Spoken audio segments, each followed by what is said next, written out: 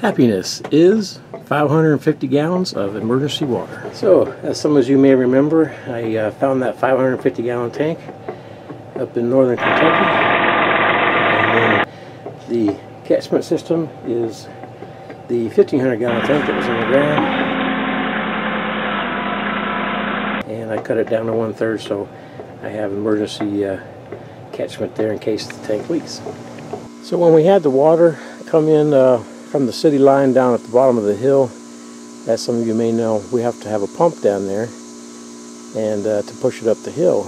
We have 50 psi if that pump remains on or working, but if we don't have electricity, we don't have water. If that pump should fail, we have no other way of getting water.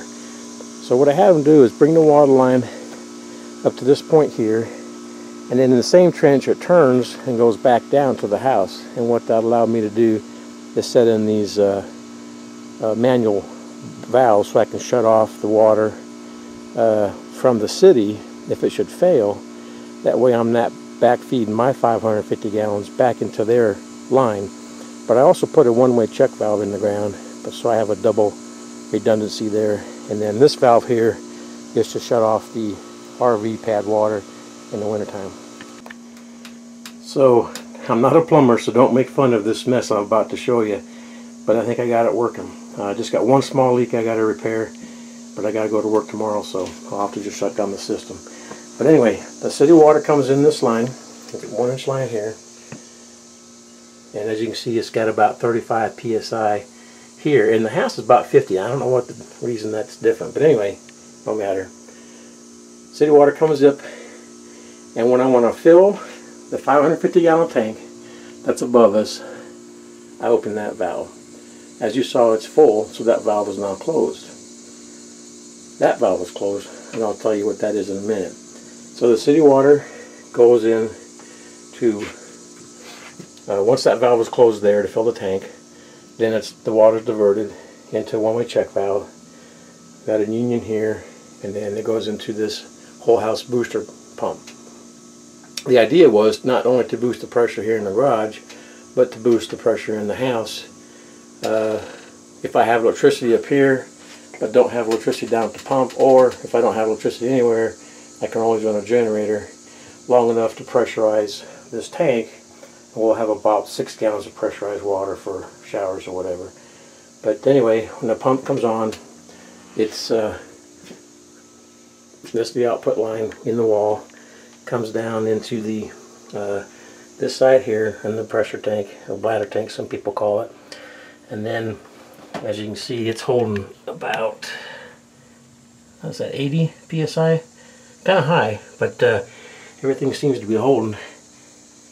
Okay, goes into the garage on the 1-inch or half-inch lines and feeds the garage. Now here's the tricky part, why everything's such a mess. If we should lose city water, we have only to shut off one of the outside valves there in the ground, come in here and open this valve, and that'll allow that 550 gallon tank to drain over here into this valve, through the valve, and into the pressure pump via gravity feed from the storage tank. However, when I turn that on to feed the house, it maintains 40 psi, but it won't shut off. It keeps running and running. So we're back to gravity feeding the house, and I got a fix for that. I'll show you here in a minute. But anyway, gravity feed back into the pressure tank, and then use an existing line that further we have for the garage. But we teed off here, and now we can open this valve and feed the house. Okay. That valve remains open, and the valve in the ground is closed, and then we have water feeding out to the house. Alright, this is the water line that comes in from the city, and it's city pressured now, and it's sitting about 40.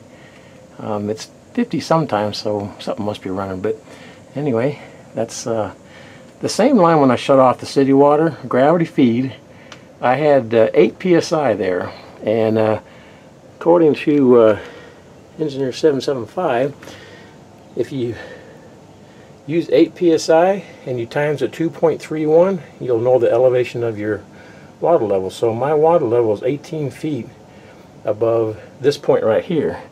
Now, when the water level goes down, it was down to about 6 psi, and it corresponded to the level of the water in the tank. So that's kind of cool.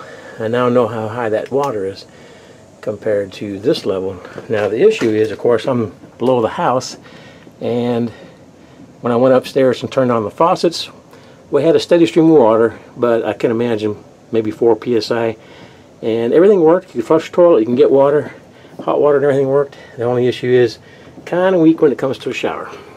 So I'll show you the next thing I have to do. As I was saying, I was hoping that that whole house booster pump up in the garage would feed this house and shut off automatically when it reached pressure, but the problem was it would never shut off. I was running 40 psi, great for everything in the house, but I can't have a pump running full time.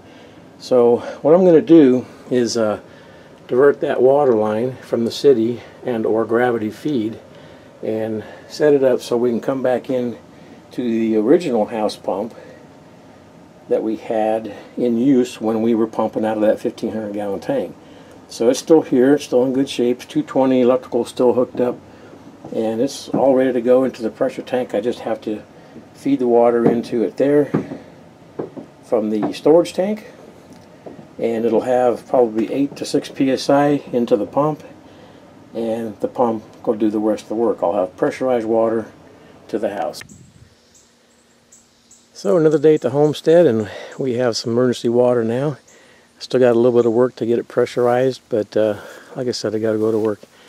And you know me, guys, it's all about having options.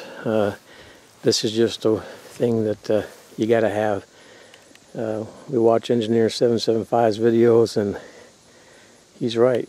With that water, you're not going to live very long, so it's pretty important. Alright guys, remember, with options you always have tomorrow. Let's see you on the next video.